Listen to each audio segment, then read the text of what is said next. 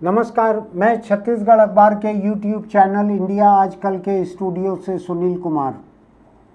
आज एक बड़ी भयानक समस्या लेकर मैं आपके सामने खड़ा हुआ हूं, जो चारों तरफ बिखरी हुई है।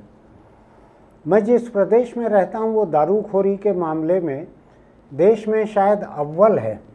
सबसे अधिक शराबखोरी प्रति व्यक्ति खपत शराब की यहाँ ज़्यादा है, और ये तब है जब आसपास के आधा दर्जन राज्यों से घिरे हुए इस प्रदेश में चारों तरफ से शराब की स्मगलिंग होती है, तब ये हाल है। और आदिवासी इलाका होने के कारण जो आदिवासी अधिसूचित क्षेत्र हैं वहाँ पर उन्हें अपने खुद के पीने के लिए शराब बनाने की छूट मिली हुई है।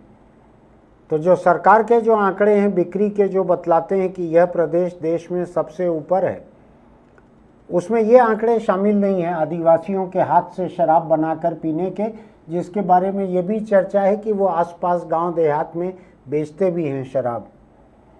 तो सरकारी आंकड़ों से बहुत ज़्यादा खपत है यहाँ पर शराब की। और जैसा कि शराब की वजह से होता है, जगह जगह माँ बाप को आके शराब के लिए पीटना चालू किया, तो माँ बाप ने मिलके बेटे को मार डाला।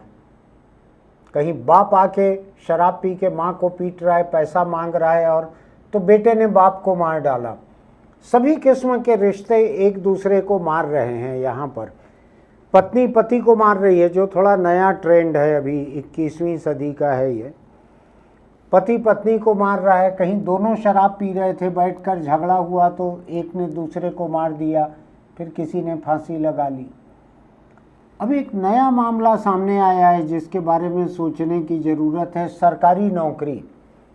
जो मेरे सामने समाचार है वो ये है कि मंत्रालय में, छत्तीसगढ़ के मंत्रालय में एक चपरासी था, उस चपरासी का भी कत्ल हो गया।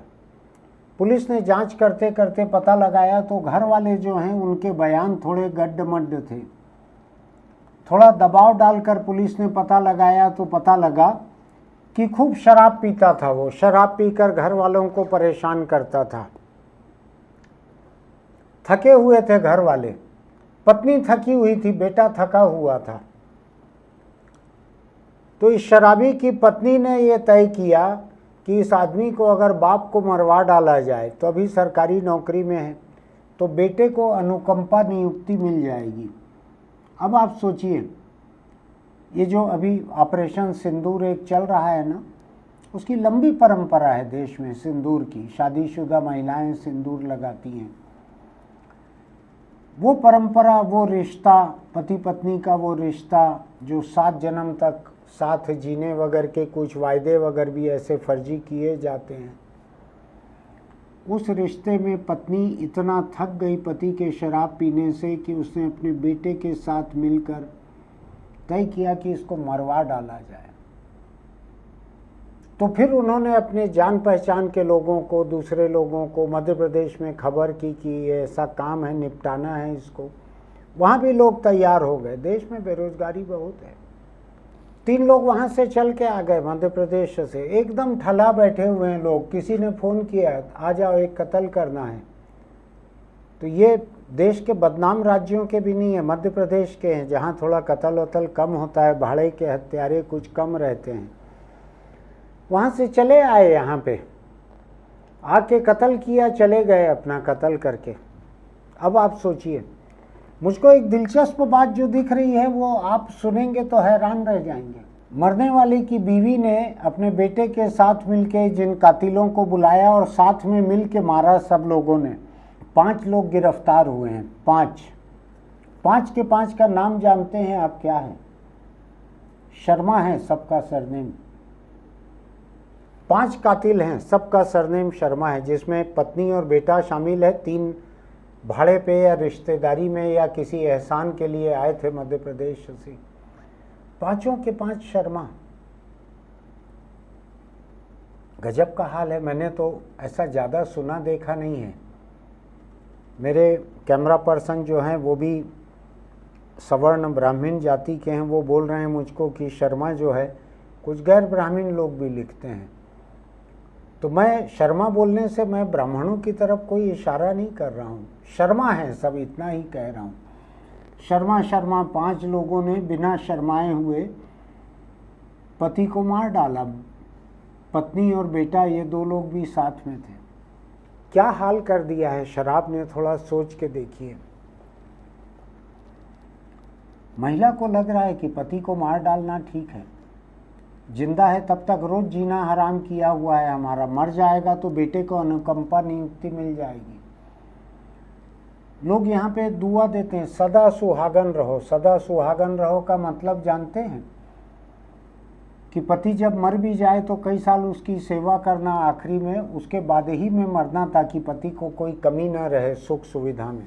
इसलिए कहते हैं सदा सुहागन रहो, और कोई मकसद नहीं रहता उसका। सदा सुहागन रहो का आशीर्वाद जो है वो केवल मर्दों के भलाई के लिए बना है कि तुम्हारे मरने तक तुमसे 4, 5, 6, 7 साल छोटी पत्नी जो है वो सेवा करती रहे तुम्हारी, इसलिए बना है। अब आप सोचिए, वो पत्नी जब अपने बेटे के साथ मिलकर पति को निपटाने लगी है, कितनी थकी होगी। मैं उसके ऊपर तोहमत नहीं लगाता, शराबी पति से थक गई होगी, बेटा भी शराबी बाप से थक गया होगा।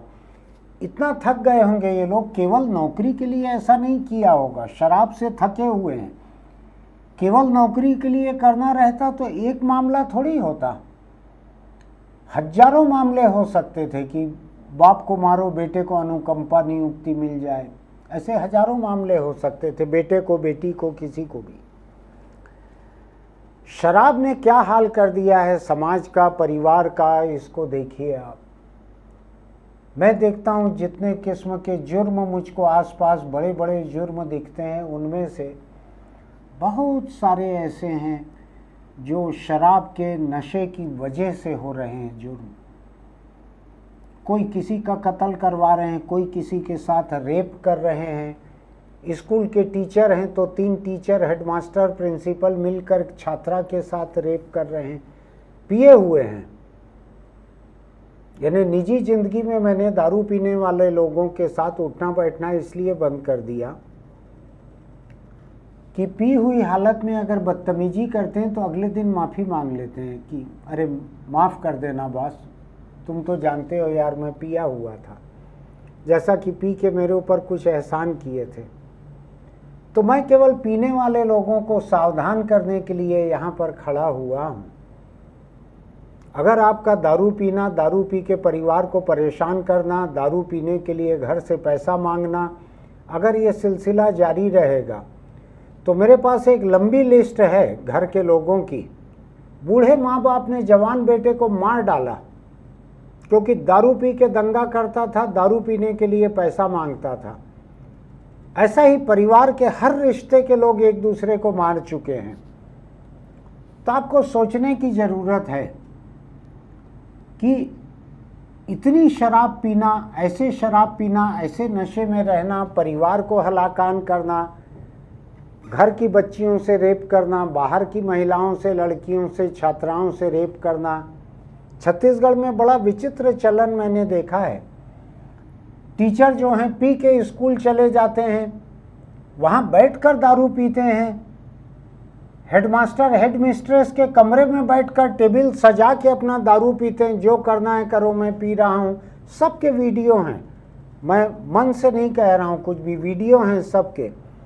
एक स्कूल का इतना भयानक वीडियो था कि एक गुरुजी मोटरसाइकिल पे स्कूल पहुंचा, रोज दारू पी के पहुंचता था। छोटे छोटे बच्चे थक गए थे, 3री, 4थी, 5वीं के बच्चे रहे होंगे, सरकारी स्कूल के यूनिफॉर्म में थे।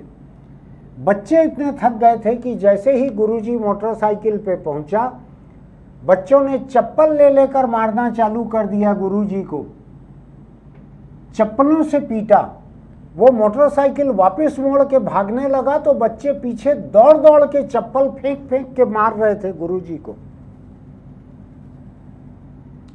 क्या हालत बना दी है प्रदेश की शराब ने, थोड़ा सोच के देखिए। सरकार की कमाई तो होती है शराब से, सरकार को टैक्स बहुत अच्छा मिलता है। जो लोग भी सरकार में बैठे हुए या सरकार के बाहर के लोग 2 नंबर की कमाई करते होंगे, शराब के तस्कर बहुत सारे हैं 2 नंबर के। अब तो मैं तो छत्तीसगढ़ में सुनता हूँ नकली बोतल, नकली ढक्कन, नकली होलोग्राम बना के फिर बिकने लगा है यहाँ ढेरों से।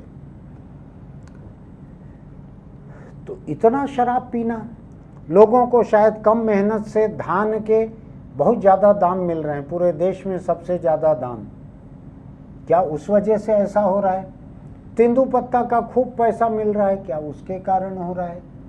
महतारी बंधन में महिलाओं के पास पैसा जा रहा है, तो क्या घर के पुरुष छीन के ले जा रहे हैं? हो सकता है महिलाएं भी कहीं कहीं पीने लगी हों, क्योंकि महिलाएं दारू बेचती कई जगहों पर हैं। क्या होगा इतनी शराब से, इतने नशे से क्या होगा प्रदेश का? अगर अभी भी आपकी नींद नहीं खुल रही है, अभी भी आपका दारू पीना जारी रहेगा, तो कल्पना करके देखिए कि आप सोए हुए हैं, आपके बीवी बच्चों ने अपने 2 रिश्तेदारों को या भाड़े के हत्यारों को बुलाया है और 4-5 लोगों ने मिलकर आपको मार डाला, काट डाला, नीले रंग के ड्रम में भर दिया या ज़मीन को खोद के दफन कर दिया। ढूंढते रह जाओगे, जैसा वो दाग धब्बे का कोई इश्तहार आता है ना कपड़ों को लेकर, ऐसा ढूंढते रह जाएंगे, आपका कुछ नहीं मिलेगा। ऐसे जगह भी दफन कर सकते हैं। शराब अगर आप पीते हैं तो सावधान हो जाइए। शराब को अपनी थकान उतारने के लिए, मनोरंजन के लिए, आनंद के लिए अगर आप पीते हैं तो शायद 1 पैग या 2 पैग भी बहुत होता है। उतना भी ना पिए तो ज़्यादा अच्छा है, लेकिन उतना पी लें तो बेकाबू नहीं होंगे और घर वाले आपको कत्ल करवाने के लिए मजबूर नहीं होंगे। तो मैं बस ये सावधान करने आया हूँ। आज मैं कोई तंबाकू हेलमेट की नसीहत नहीं दूंगा, मैं केवल ये कहने के लिए खड़ा हुआ हूँ कि शराब को इतना मत पियो कि शराब आपके पूरे परिवार को पी जाए। आज सोचिए ना, इस घर का क्या होगा? आदमी को मार डाला, उसके बीवी और बेटे दोनों को कैद हो गई, और 2-3 जान पहचान के लोग उसी जात बिरादरी के, सभी शर्मा हैं, चाहे जो भी जाति के शर्मा हों, मुकेश शर्मा, उमा शंकर शर्मा, ऋषि शर्मा। जैसे मेरे साथ यहाँ शशांक तिवारी बैठते हैं ना, थोड़ा असुविधा हो जाती है कुछ सरनेम वगैरह को लेके। ऐसी है असुविधा अभी हो रही है कि ये सारे नाम जो हैं कोई भी तरह के शर्मा के उसमें हो। खैर मेरा जाति से लेना देना नहीं है, मैं तो ये कह रहा हूँ एक जाति के लोग, एक परिवार के लोग, रिश्तेदार या भाड़े के हत्यारे उसी जाति के, रक्त शुद्धता का बहुत ध्यान रखा है। माँ बेटे ने रक्त शुद्धता का खूब ध्यान रखा है। एकदम खालिस अपनी ही जाति के लोगों को बुलाकर ये कत्ल करवाया है। आप सावधान रहिएगा, अगर आप ज़्यादा पीते हैं तो किसी दिन नशे की हालत में ही आपके टुकड़े हो जाएंगे। हर टुकड़े पे नशे का असर रहेगा, ध्यान रखिएगा। फिर मिलेंगे।